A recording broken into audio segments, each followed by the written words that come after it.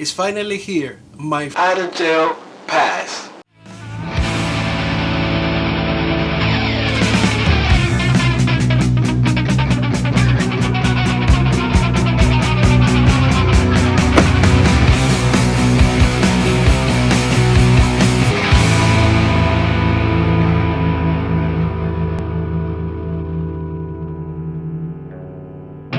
Oh man, this thing took so long to get here. I was kind of nervous. So there was a big storm throughout the whole country and it was delaying a lot of stuff.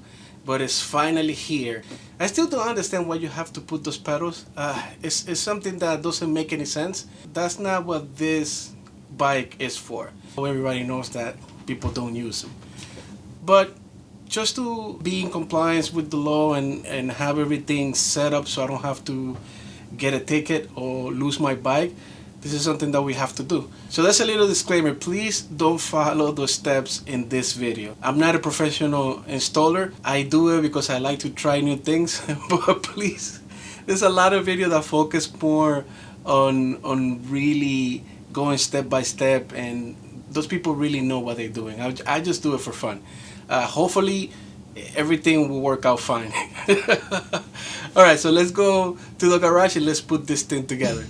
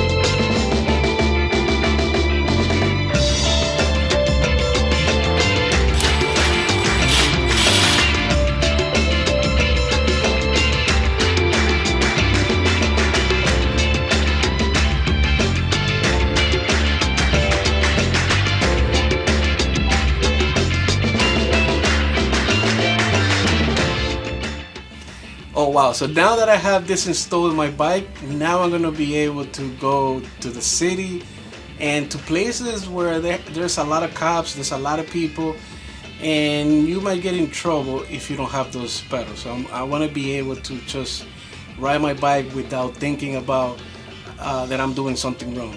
Where I live, I don't have that problem.